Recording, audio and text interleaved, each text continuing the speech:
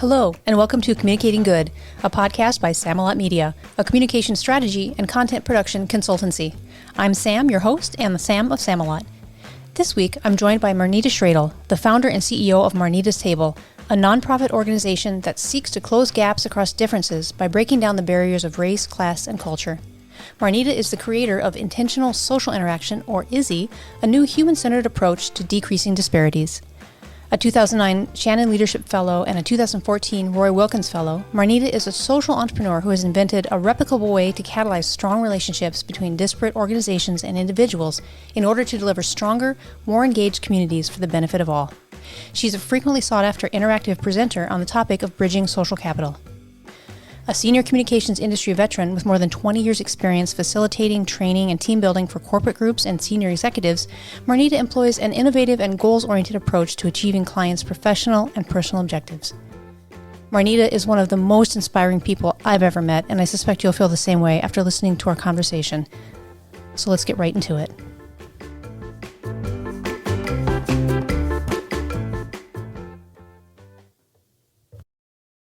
Marnita, so great to see you today. Thank you for joining me. It's an honor.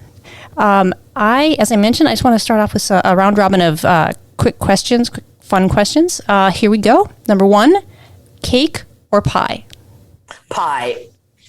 Fascinating. It's not only just cake or pie, but pie. I love the number. I love the food. Like every year on 3/14, which is the day before my birthday, I make pie. I love pie. Nice. No, that's not even close. Nice. Don't eat cake. Adore. Like am a little bit. We'll go up. We'll disrupt a route on a road trip for pie. I got that. Nice. Question number two. As a kid, what did you want to be when you grew up? A professional ballerina. Nice. And I was a dancer. Like I took 11 years of ballet, 5 hours a day, 6 days a week. So yeah. Nice. Number three. If you arrived at work and had 10,000 unread emails, what would you do? I would never arrive at work with 10,000 emails. I assiduously, I get about 100 to 200 emails an hour. And so I have to cull them constantly. I don't allow them to get to 10,000. So it becomes overwhelming because that would be about 3 days of emails for me. Wow. So preparation is what I would do. Nice. Question number four. Nougat. Where do you stand? It depends. You know, I'm a fan of the creamy center, you know, and nougat can be the creamy center of a lot of things, you know? So, you know, like Turkish Delight is nougat. And I don't like a real sweet nougat, but then, you know, a real nutty nougat that's a little bit more like the way they make nougat in Mexico, which is kind of different than the way they do in Europe. Anyway, I say dépend. It depends on the nougat. It depends on the cook of the nougat. Who's nougating the nougat is what it says that I say. Nice. Last question, and this is very weighty. Do you or do you not agree with this statement? Ben Affleck, enough.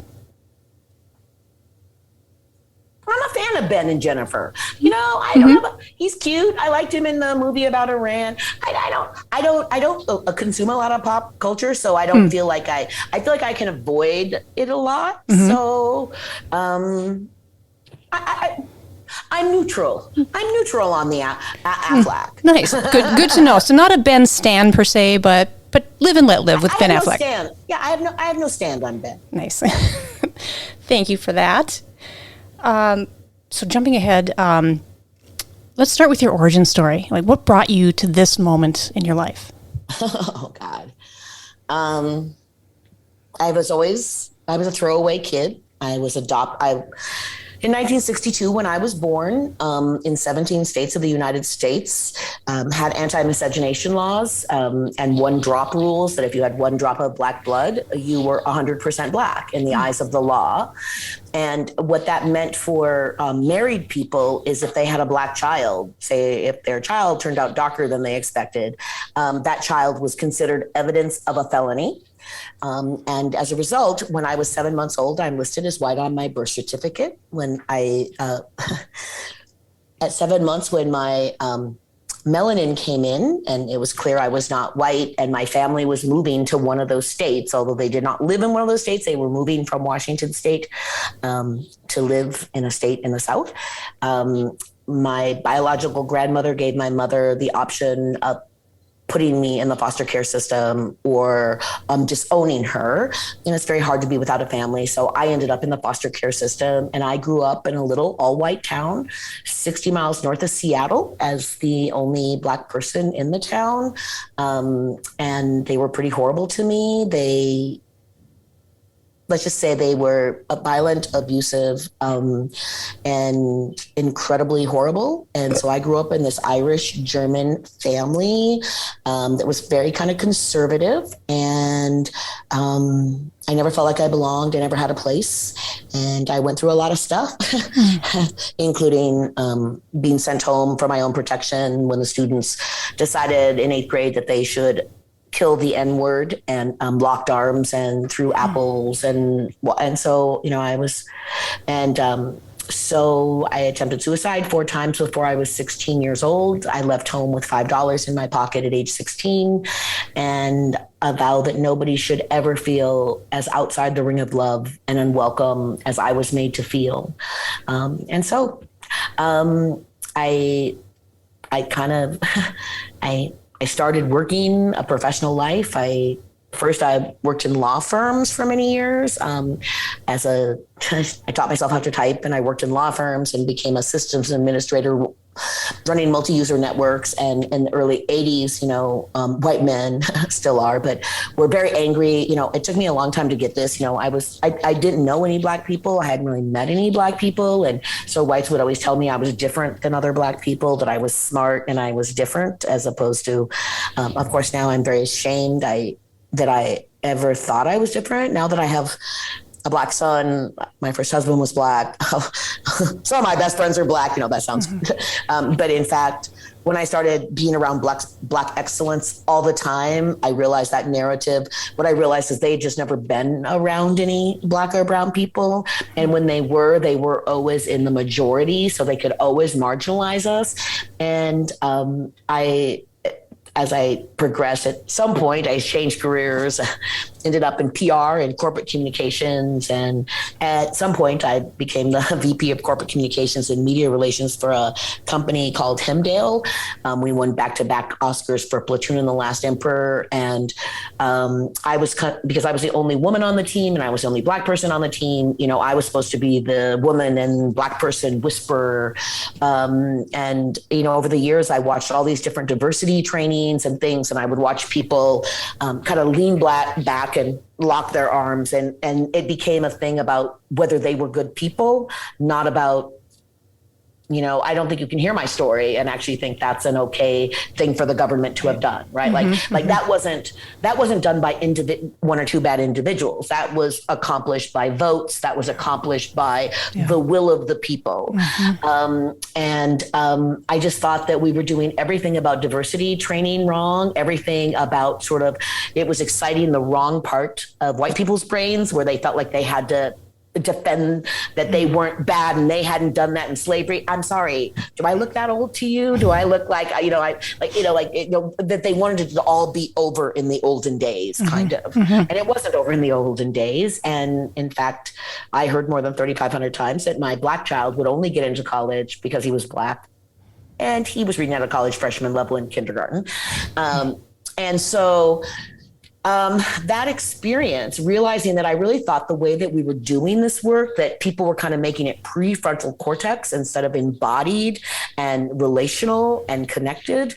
I also observed that I was moving up in ways, but a lot of it had proximity to do with my proximity to well-placed white people who were giving me opportunities. It wasn't because I was extra hardworking. I was pretty hardworking, to be honest. I'm pretty driven, but I'm a pretty type A personality.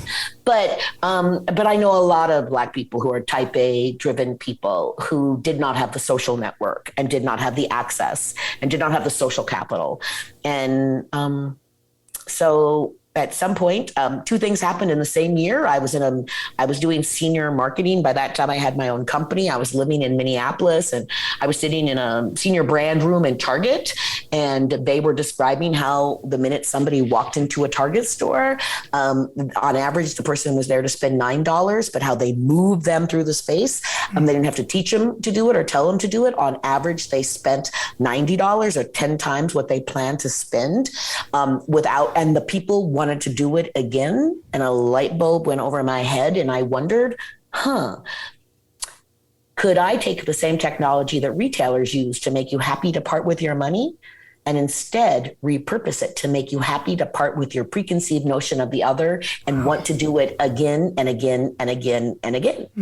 And it was the same year that Bowling Alone came out by Bob Putnam, who I've now met.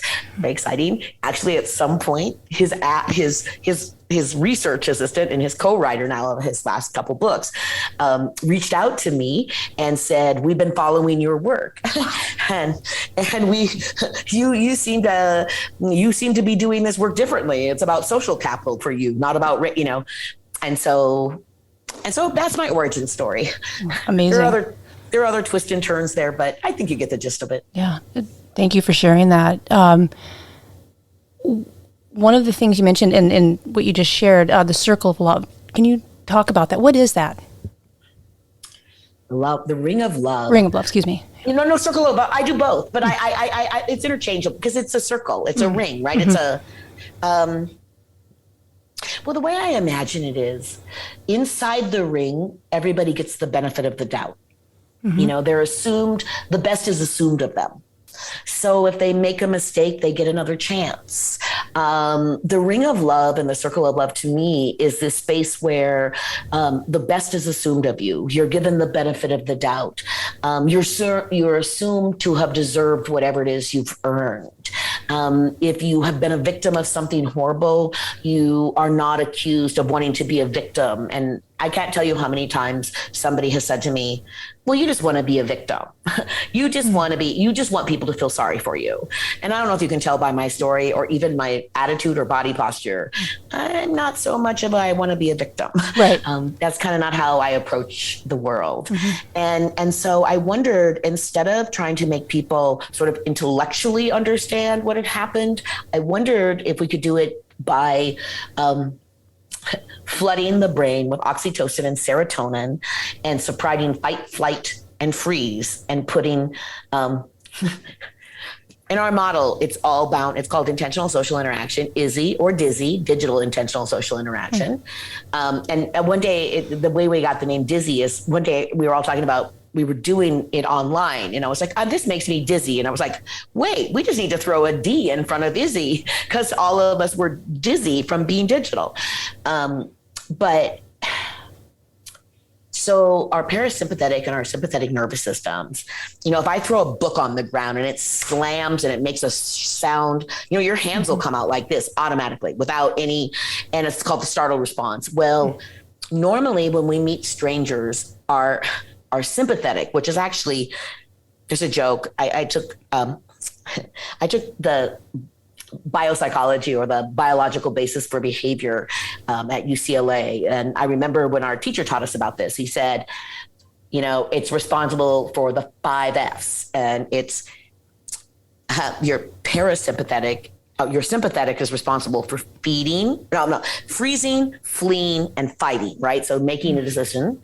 And your parasympathetic side, your autonomic nervous system, is responsible for the other 2 F's, which are feeding and reproduction. And, we call it, so it basically, when we encounter, we're always scoping the savannah for danger. So when we approach strangers, we're in this mode of fight, flight, and freeze. I wondered, could we suppress that and put feed and love on the ascendant by creating an experience that everybody was seeing that there was enough, and that by the experience themselves, they weren't being called names. The people of color were getting to choose, or the marginalized people or the youth in the room were able to tell their own stories in their own voices. They weren't being dog and ponied, like, look at this one poor Black person on the stage, and now we made money for them, right? It was like, what would we do differently? And what I observed is we often treated brown people, Black people, people who were poor as problems to solve, or challenges to manage. And middle class and upper middle class kids were treated as somebody that so-and-so's dad was an attorney, and you went to them and you said, I might want to be an attorney. Can I come to your office and can I learn something? Right. And we were treating poor kids as though if they didn't because they didn't have an attorney in their life, or they didn't have that doctor, or they didn't have that person who had that job that they wanted to have, we were treating them as they needed a 5-year mentorship program because they were in some way deficient, as opposed to maybe they just need to expand their networks. Maybe they need to practice those social skills that middle class and upper middle class kids, are getting to do. Maybe we don't understand those things. And so, yeah, that's where I got it from. As I said, I'm a chatty person. Well, this is wonderful. So I know that all this amazing experience and the trajectory of your life, resulted in Marnita's Table. Could you just kind of talk through what does an Izzy event look like? What happens? Who's there? So Izzy has 5 foundations and 21 touch points. And I'd be remiss if I didn't say you can go online and look us up at marnitastable.org, MAR. And everybody's like, what? And they want to call me Martina and other things. It's 7 letters, just like it sounds, MARNITA. So it's one model, intentional social interaction, but it has 4 levels. And at its core, it is a feast appropriate from vegan to carnivore. That's kind of what it is. But it has 5 foundations: research and reflection. Why do we want to bring people together? And so, what we will say about ourselves is we bring people together across race, class, culture, and other means of self-identity to find common ground on major public policy issues. But the experience is like the best dinner party you've ever been to. It doesn't feel like a public policy meeting. It doesn't feel like a town hall. And we've had over 100,000 people through the model now. And of that, 30% have been under the age of 24. And what's interesting about that, going back to kind of the ring of love, this idea of having a social network, being included in society, being included in relationship. So at its core, it's about authentic welcome. So we go research and reflection is the first foundation. The second foundation is authentic welcome. What does it look like to welcome people authentically? So it could be making sure, there's a statement that people say, all are welcome here. And we say this space was created with you in mind. So if we're doing work around trauma, we might add a quiet room where we have somatic healers and therapists, because if you're bringing up stuff, and then we make it clear, if you're okay with being in the room and telling us your story and being in that space and crying, and that's not bothering you, you're not being banished to the quiet room, right? That is just a place you can go. And so it's a place ultimately where every person gets their needs met at the same time. So a teenager might need more connections. A white businessman might need a workforce. A Black woman might need a workforce. An educator might need to understand how to work with a new immigrant population. So what does it look like to authentically welcome people as they are in their bodies? The third foundation is element of choice. So we often say, stay for a minute, stay for the entire time. There's a funny thing about that whole stay for a minute, stay for the entire time. We have people come in and say, I only can stay for 5 minutes, and they stay for the whole experience. Then the fourth foundation is sharing power.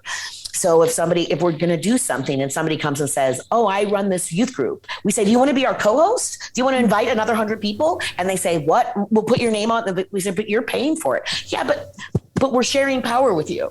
And so it's kind of, often philanthropists and stuff want their name on it. It's this foundation's blah, blah, blah, blah. It's that, and so we share power.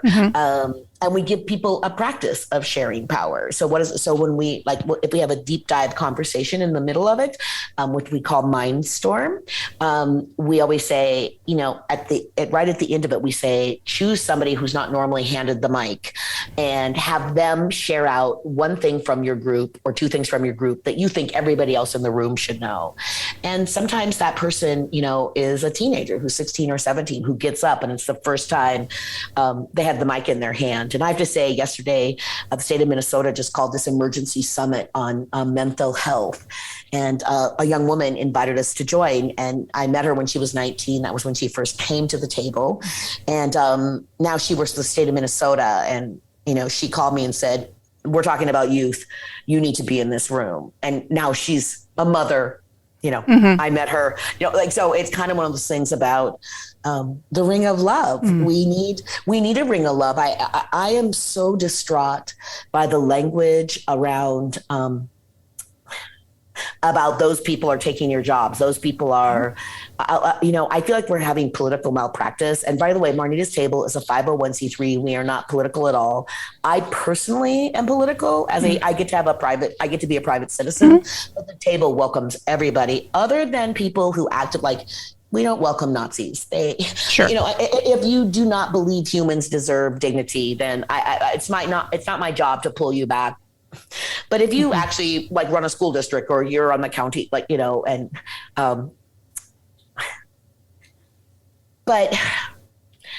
so that sharing power thing is important, because how are we going to develop the next generation of leaders? And we have and everything we do is experiential. So we did a thing for the Department of Employment and Economic Development about race equity in the workforce. And it was all in rural Minnesota. And when we first went, people said, they were kind of not, the white people were kind of like, why do we care about race equity? They couldn't see it. And we're saying, how are we going to embody this for them? So we had everybody stand, we call it human survey, but we had everybody stand in their generational groups. And in Mankato, 150 people showed up. It was at the Children's Museum. And the generation, sort of the baby boomers and above, the generation above, there was a few of them there. They were all white. They're called the greatest generation. The baby boomers were there. There were 3 people of color in that group. The Gen Xers were there. There were 6 people of color in that group. When we dropped to the millennials, it was about 20% of color. And when we dropped to Gen Z, it was 60% of color. Sure. And it was the first time that these older white business leaders understood that this wasn't a nice to do, that if they did not invest in these young people, there would be no workforce, there would be no roads, there would be no dentists, there would be no, their communities would die. Yeah. And how do you convince somebody of that? And my brother's an ER doc out of Seattle, and he's amazing. He's a really important person in my life. And he's 13 years older, and he's really special to me. And he's still in the ER in Seattle. And he called me yesterday, and we were having a conversation. And right now in a hospital in Seattle, they have basically 85 patients who are clear of COVID, but COVID has either left them so weak, or they no longer, they have dementia or something else, they're no longer able, and there are no beds for them to go to. So people can't, and my brother was almost weeping, he was saying, and it's because we don't see, we shouldn't have to wait for a crisis, right? To say, maybe we should have some extra capacity if something happens. This idea, we only have enough for this many people, and, and it's I think some of these things are costing us money because we're not seeing each other as part of a shared community. And so I'm kind of approaching the work differently, I think, in terms of what does it look like to be a shared, responsible community. And as a woman of color, I feel pretty, as a Black woman, I feel very much, people will say, oh, you're a communist. And I'll say, no, I actually think that a lot of Indigenous, communities are more community based, right? We are not as individually focused. We are more community based, but it's not from a perspective. I think everybody think of it from a perspective of finances and capital, which is true. But it's also about how we value youth and who we value and how we show up in that valuation of them. So working with, as you mentioned, thousands and thousands of people over a bunch of years, and people from many different contexts and walks of life, what do you hear from them in response after they've encountered you and taken part in a table? Well, it's interesting. We actually have we call it the trust, the trust index. And ultimately, at the end of the day, what we're really building, we like to say time, literally time, times the mathematical operator times consistency equals trust. And so what we hear is that first, it catalyzes things. So somebody might come back and say, and by the way, more than 33% of all people who attend 1 3-hour experience, we don't send any survey or any follow-up. 33% come back. If you have ever spoke to somebody who does like direct marketing, they look at me like, 33% voluntarily. It operates the way it's supposed to. But what they'll say is, sometimes they'll say, I'm now welcoming the other into my own home when I didn't before. Like a new person moved onto my block, and now I'm welcoming them into my home. They'll say, maybe I understood something now about a policy, or like I didn't really know about this. I didn't fully understand what the 1-drop rule meant and what it meant, like something like that, like something, or I didn't know the difference between a refugee, an immigrant, like basic things that we had. So they'll say, I literally, learned something today that I didn't know, that will stay with me. Is sometimes they'll say, I met somebody. We had a thing happen. It was so profound. We did this thing in Suburban Ramsey with the Suburban Ramsey Family Collaborative. They've now, they're the 17 cities of Suburban Ramsey, and they now have 800 people trained in our model who are hosting their own events. And a third of them are somebody under 20. Well, they grow up eventually, but at the time, but we keep training more young people. There was an older man. He was white, and he had a mechanic. He was a mechanic, and he got up in circle and he said, as immigrants and all these people moved into my neighborhood, I thought they had nothing in common with me, and I was getting ready to move further out. And today I met 3 high school students who all love tinkering with cars and fixing things and making things. And they're all starting at my shop next week. I didn't have any kids. I thought I was going to have to close my mechanic shop. And now what I think I'm going to do is prepare one of these young people to take it over. So this resource is still in the community. Nice. So that's pretty profound, right? Like and that person, we didn't run him through white privilege training and tell him he didn't, but he had, before he got there that day, when he started the conversation, the model allows for free movement. And the last piece of it is fun. And it's harder digitally to do this, but basically he kind of came in thinking he knew what the experience, people should go to school and get it, and then he started hearing about our lived experiences. But as he did it, at first he wasn't listening. And instead of kind of being like the way World Cafe is, like you're stuck at a table and you have your little notepads and this is, as he was doing it, the students were like, I gotta go get another taco. And they weren't being rude, but we actually witnessed him. Everybody left him 3 times because he was not listening. He wanted to be in the ring of love too. And so finally he came and sat down. So normally our events are at least 51% immigrant or of color, or whoever so somebody, it might be LGBTQ plus, it might be, sometimes we do generational conversations. If you go to projects.marnitastable.org, we actually repatriate a lot of our research, and you can see what a table looks like. I'm particularly proud of the Carver event that was the winter of 2019 called Celebrate, where the community was really in breakdown. It was very upset. White parents were angry. They created a white citizens league. I kid you not. And then they realized that wasn't a good look, but it was basically concerned parents about racism. And, the black and brown kids were saying they were being spit on and having things happen. And so people said, don't go. We brought almost 300 people together, even in Carver County, which is the whitest, healthiest, and wealthiest county in the state of Minnesota. And it's only 3% of color. We had 70% people of color, including kids and everybody. We did this piece that every station, it was called Celebrate, and we asked everybody to dress. And originally it was so that people wouldn't show up in their mega hats and their Black Lives Matters and but we asked them to dress the way they would dress for their own their own holiday celebration, whatever that was, Diwali, Christmas, Hanukkah, Kwanzaa, whatever that holiday would be for them, and or Chinese or Asian New Year's. And so we had hot pot stations and black eyed peas, and we had all these different latkes. So you could actually, the meal was a cross-cultural meal that all these different people would eat celebratorily. And then the desserts were all Swedish sugar cookies, like different, and the kids got to decorate cookies and drink hot chocolate. So every culture was kind of represented in the room. And as they were living through this experience, we asked them to find something that they wanted to do together.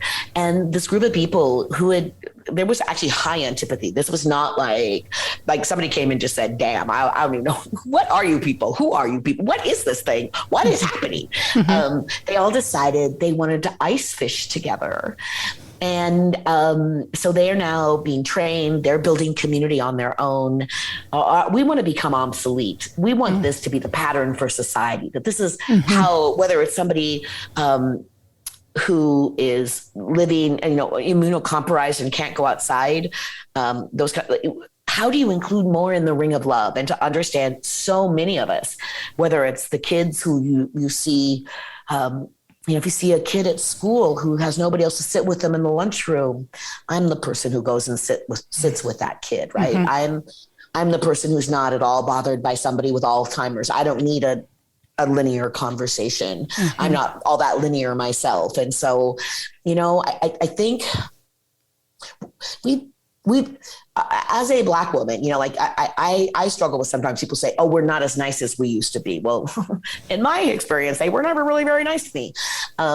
But I think we have a meanness, an exclusionary meanness, that I don't think it's natural. I think it's kind of a learned response. And so I wanted to develop a different learned response. What does it look like to practice a different behavior? And when I designed it, I looked at neuroscience and what your brain needed. And, our neuroscience says all humans are hardwired. It's kind of like Maslow's hierarchy, but it's different. All humans need three things, and we're hardwired for it. One is security. Two is significance, that things matter and are important. And three, we need connection, authentic connection. And so if you think about it, of course, it's hardwired into us. As a baby, a baby, if it's left, if it doesn't have security, it dies, right? So that is they've done MRIs on people. They've looked at brain scans. And when somebody does not feel as though they are welcome and as they do not belong, it lights up exactly the same part of the brain as going through physical trauma.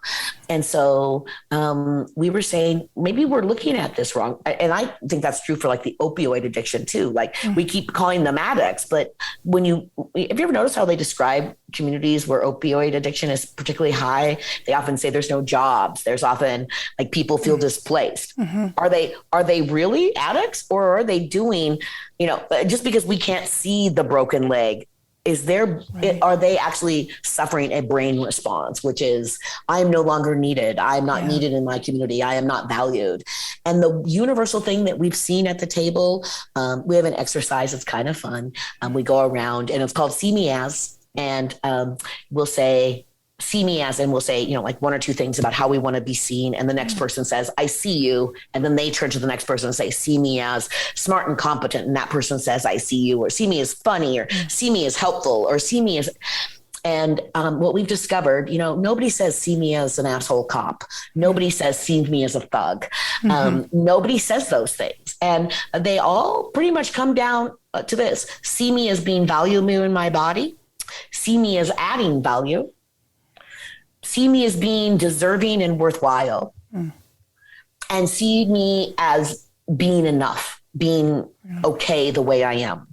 And it's profound when people see this. They're in a room across race, class, and culture, often wildly different socioeconomics, and it's life-changing. to have that experience. It's life-changing to say, and we actually say to people, pay attention if you met somebody in the room. Like, we never send out a listserv to anybody. Like, you don't come to an event and then afterwards, oh, here's everybody's emails. It's, you make one or two connections. I always love the introverts because people think of me as an extrovert, but I'm actually a socially skilled introvert. And my number one thing is when an introvert comes up and says, I normally spend half an event in the bathroom because I just can't.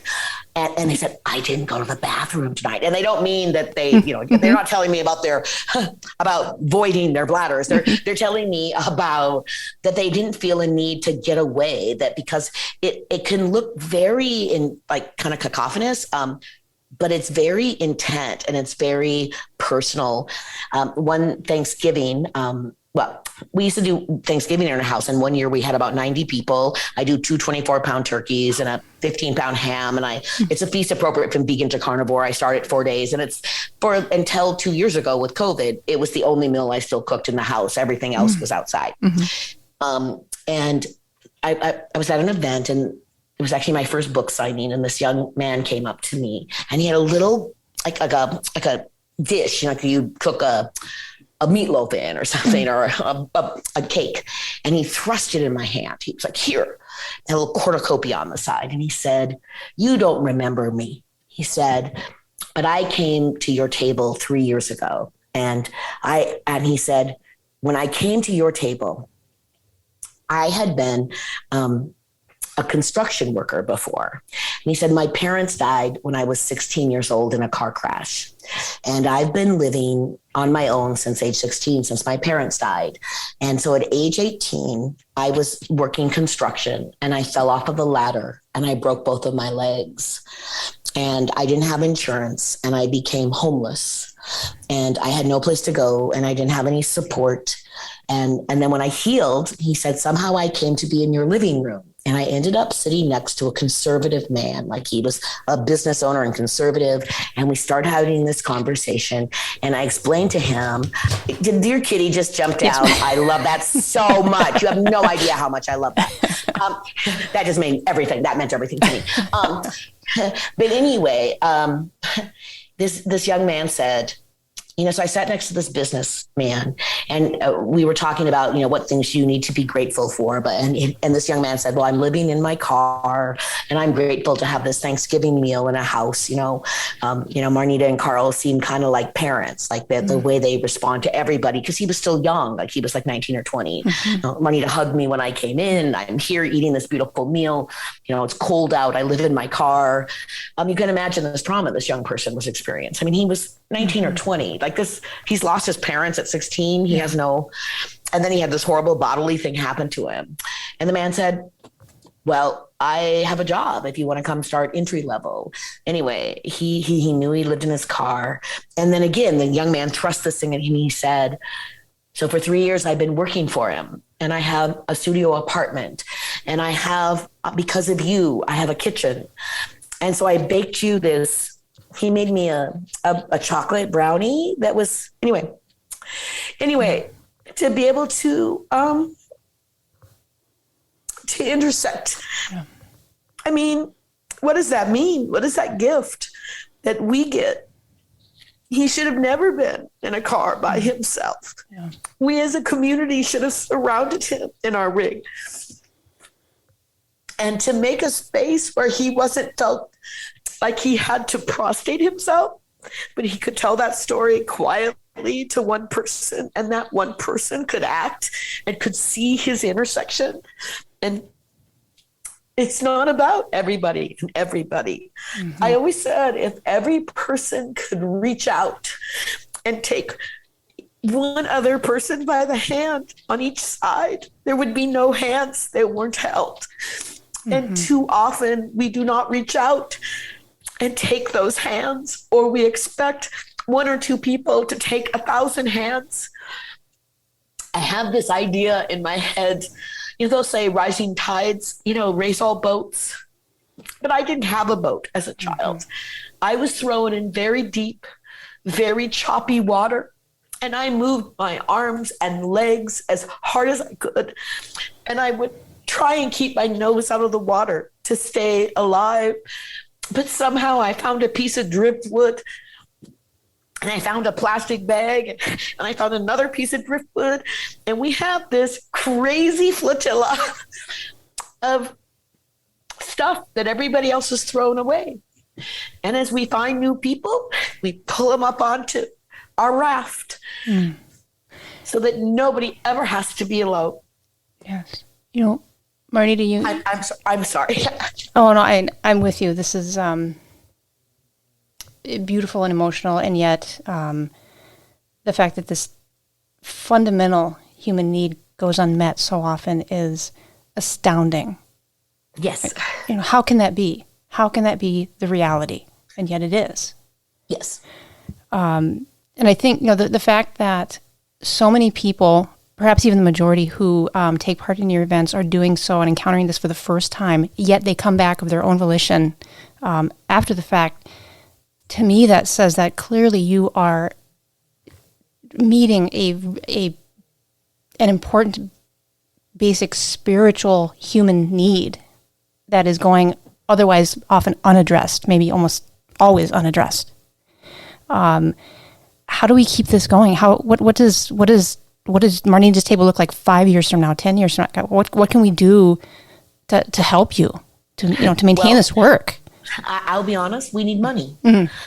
Because although 80% of our income, we're good enough that we do. We have a whole research platform and everything. Like people are now using this to improve like preventative measures for under-resourced communities in terms of preventing diabetes and other things. I mean, cities, counties, states hire us. We've been hired by the New Hampshire Endowment for Health, and we're doing a statewide trust building process with them right now. But there are all sorts of cities and towns where we're really needed that would never invest in this work. And so we need money, to be honest. We pay our workers living wages. They have vacations. Nobody volunteers. And in fact, we pay all the youth in our room. We pay the caterers. We keep saying equity is about money. Equity is, so that's one thing. We were set in 2020. I was on my way to LA to meet with a documentary team. We were planning we had been invited, and we're just getting ready to meet with the mayor of London. They wanted to do a giant Izzy on a bridge because of Brexit. And so we wanted to go all over the world and do events on bridges between neighborhoods and we have one in Minneapolis. We've been doing it for 4 years. And in Ward 8, which is where George Floyd was killed, right over the 35W, the 38th Street Bridge. We called it Building Bridges and Breaking Bread. So one thing is we're hoping one day to be back on bridges all over. I'm writing a book right now that will teach, basically it's 5 of our most popular feasts, each one around a different holiday. So one is the easiest one. It's like the procrastinators and the non-procrastinators. It's hot pot. It's Asian hot pot for the new year. And it's called, what is it? Resolve? I can't remember. Yeah, resolution. It's called Resolve. The second one is Earth Seder. It's based around Passover and Earth Day. It's a cross-faith dialogue about what does your belief or non-belief tell you about your own relationship to the environment, and do you have an obligation to it? But it's all centered around a Passover feast. And my family happens to be Jewish. And then our next one is called Independence, which is about Juneteenth and Independence Day, and it's a cross-generational dialogue about, you might have, like, say, a teenager who's getting the keys to the car and your parents who you're taking the keys of the car from because they're losing their independence. And then the last one is Giving Thanks, a dialogue on gratitude. And it was the first one I wrote, and it was actually to just get through Thanksgiving dinner between your liberal and conservative family members. And it's amazing when we do this conversation. It's so funny when we ask people, so we do things differently. We don't ask questions that make assumptions, right? So like we'll say, is there anything for which you should be able to take for granted, right? Like, it's not like, what are you grateful for? What if you're not great? What if you are and actually it's very interesting. Often the people who have the most are often the least grateful, I found. Like, I've had people who live in cars or whatever who say, I'm grateful I have a car to sleep in, right? Like, I'm grateful I have they know how close they are to being nowhere. And so, ask me to speak. If you think I'm good, ask me to speak and pay me to do it. Understand that I put back into my community. I'm not looking to get wealthy, but I don't have any retirement. I put everything I did on the line for this. And I would like not to live under a bridge when I'm 80. And I would like to be valued and to be thought of as somebody who's valuable. And, and maybe that goes back to the Ben Affleck question, I think more people could use to hear my voice. I think I have an interesting perspective, and I do think we sometimes are so deeply unserious. And I'm a serious person, but I'm also playful. I don't know if you can tell. And that's the last touch point. Fun. Make this fun. So we are playful. We laugh. We giggle. We wiggle. We wiggle. We giggle. I make everybody digitally. We all wiggle together. And if you're in a wheelchair, or you can't, you're a quadriplegic and you're joining us, we ask you to wiggle your nose.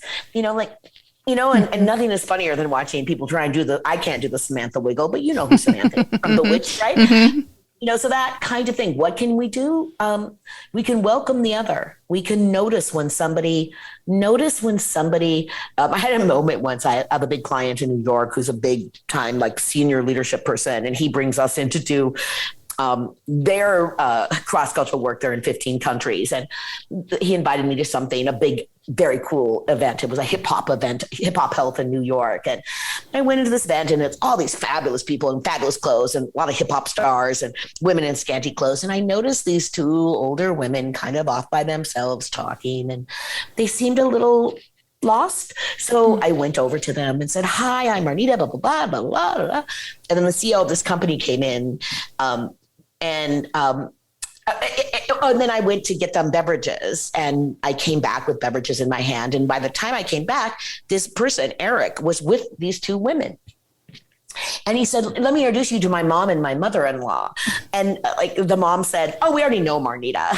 She's been with us for the last, you were late. She's been with us for a half an hour, making sure we were okay." And Eric said, "Of course she is."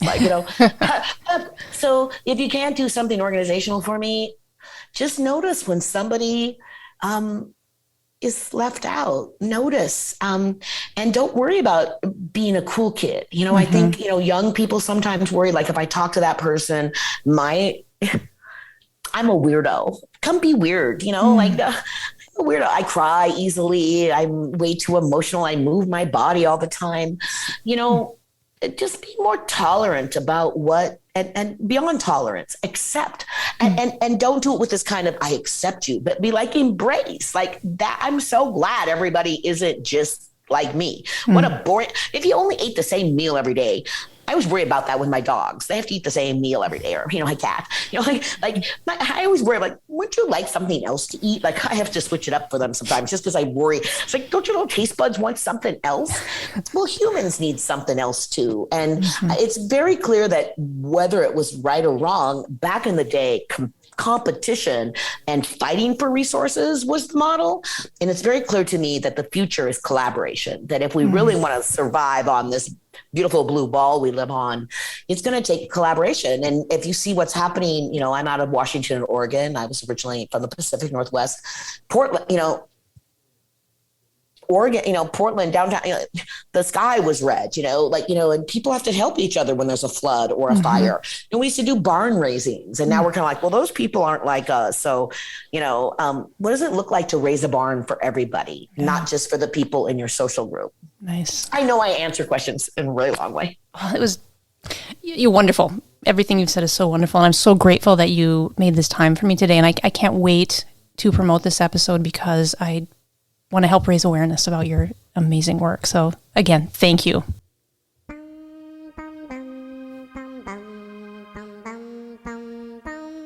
Well, as I mentioned at the start of this episode, I'm truly inspired by Marnita, and I hope you'll join me in raising awareness about and supporting the important work being done by Marnita's Table. To learn more, visit marnitastable.org. And until next time, thank you for tuning into Communicating Good.